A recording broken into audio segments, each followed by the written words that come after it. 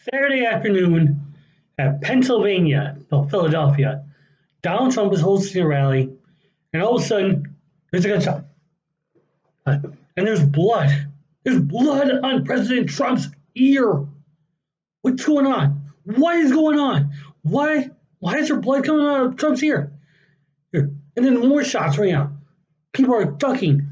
People are trying to figure out what's going on. Secret Service comes in, tries to shield him. But through it all, Trump gets above his Secret Service, raises his hand in solidarity, and saying, USA, USA, USA. That was probably one of the best. I don't like the guy. Let's be fair, I don't like him. But for that moment, it was awesome. It was the kind of bravery we wanted to see coming from President Trump in a long, long time. Right? But was that real? I know what you're thinking. This happened in broad daylight. This happened in front of cameras. So why wouldn't it be real? Well, this is going to sound real stupid, but hear me out. Was this possibly staged? That Trump got nicked in the ear or was shot at, and he was then get tackled by his Secret Services and get over him and have his hand up in solidarity. It seems a little surreal, and it probably is. But here's why I'm thinking. As you know, the Trump rally shooting, if I may say so, the new July 13th, if I could qualify it as that, as like the replacement of the January 6th. Donald Trump was shot at. You saw the blood come out of his ear.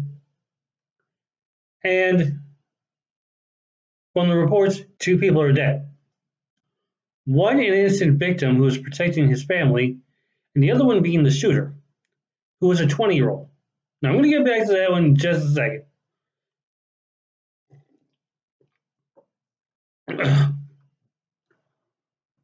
Here's why I think this was staged. And, you guys are not going to believe me on that part, but follow me on this one.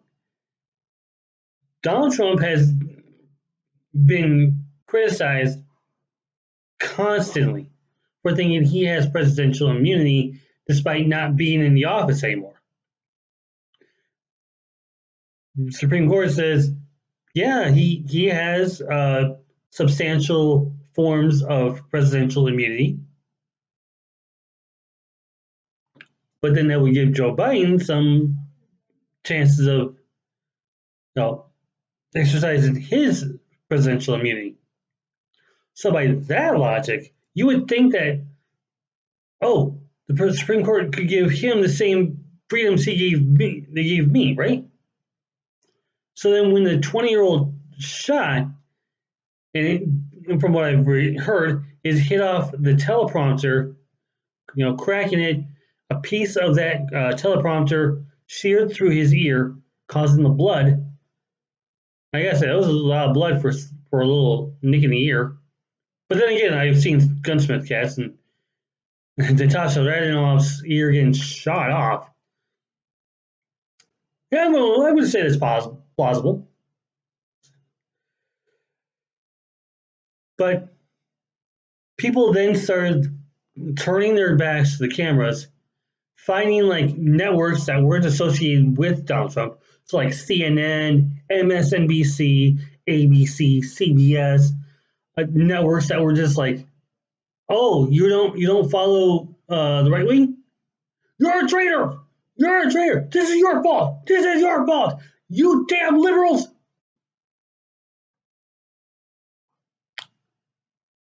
However, through an investigation, it turns out that the 20-year-old from Pittsburgh named Crooks, ironic, got an AR-15, the the gun of MAGA and shot at Trump while Secret Services didn't reply to anything. Some members of the crowd, some of these constituents, some of these MAGA Republicans, saw this guy and were like, "No, that's not right." Hey, dude. Did you see that guy? He's got a big gun over there. Yeah, he's got a big gun. He might be up to something. They didn't respond. You have all these hitmen, these snipers, these people who are willing to protect Donald Trump no matter what, and they ignore a guy who says, the president might be in trouble here. Crooks got onto a rooftop, aimed his AR-15, shot, hit the teleprompter, shearing the ear, and then the Secret Service is going like, "Oh, he did that," and now Crooks is dead. Crooks, a registered Republican, by the way, not a Democrat, not a leftist, a right-wing sycophant, shot at Donald Trump. And then you have everything else happening with the whole arm of solidarity. But this thing just seemed a little too surreal. Like, why would someone of their own constituency shoot at the guy who you wanted to be in office? Now, the thing about Crooks, who's 20 years old, he probably didn't have a criminal record, got the AR-15, the blah, blah, blah. It turns out that Trump is also the third Republican to be shot and survive. I say survive because if you remember, Abraham Lincoln was shot and killed by John Wilkes Booth at a theater before Booth jumps down, breaks his leg on the stage, and hobbles out of there after screaming, "Death to all tyrants!" And then you have these three. You have, I think it was Roosevelt, oddly enough, Ronald Reagan, and now Donald Trump. All three of them had been shot, and yet all three of them had survived.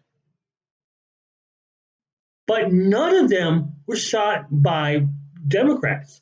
They were not shot by left wingers. They were all shot by right wingers, meaning that they have done something that was promised, but then was taken away as soon as they got into office. You follow me in this? They broke promises that may have led to their shootings and their subsequent jail or death.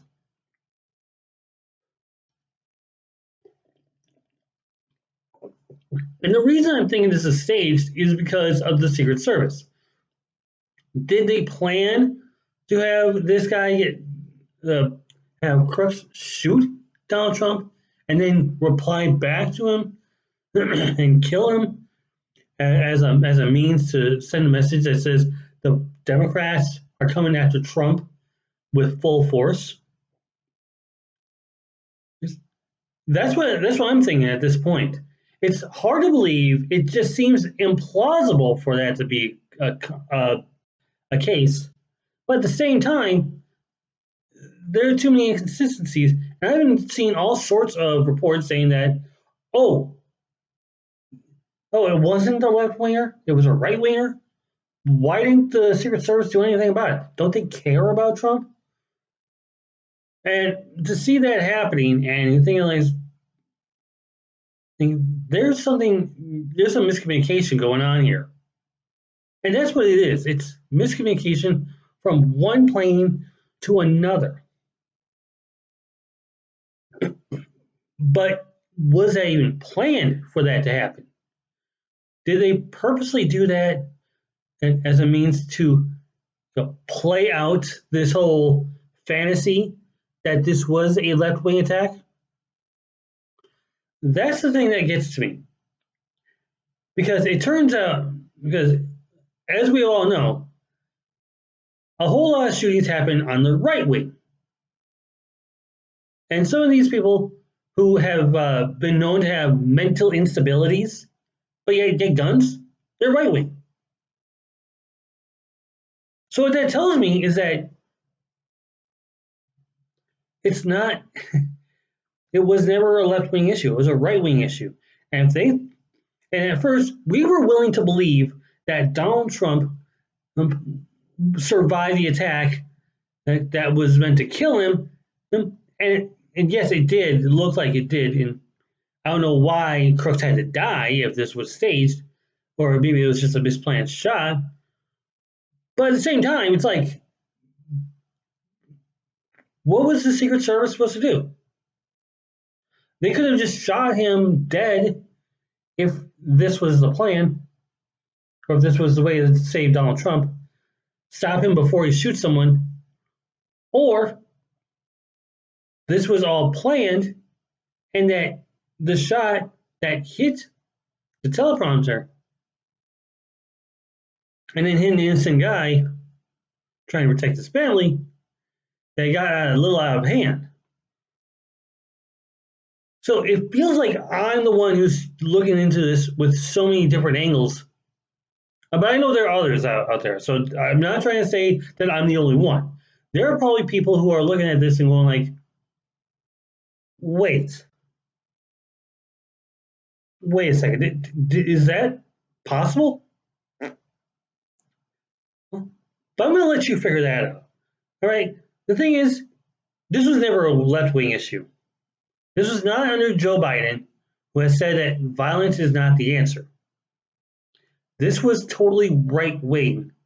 This was totally on someone who had their promises broken by Trump that they were willing to kill, and the Secret Service almost let them.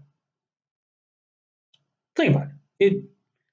You can say I'm totally wrong about this, but this is my opinion, and you have yours. So I think it's easier to say that.